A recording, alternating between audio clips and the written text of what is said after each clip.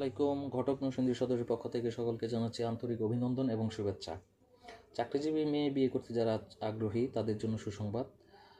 কারণ এই মুহূর্তে আমি একজন সরকারি চাকরিজীবী পাত্রী সম্পর্কে কথা বলতে চাচ্ছি। পাত্রীর নাম রূপা, বাবার নাম মনিরুদ্দিন। তিনি বর্তমানে পুলিশের এএসআই হিসেবে কর্মরত আছেন। পাত্রী 5 ফিট 3 ইঞ্চি লম্বা, স্লিম, ফর্সা।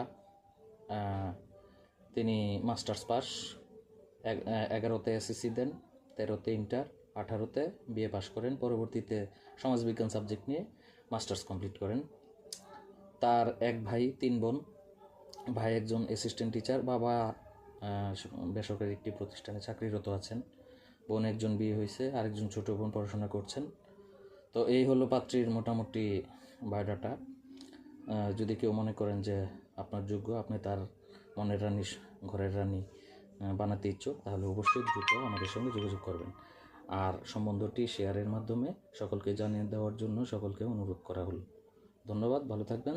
আসসালামু আলাইকুম।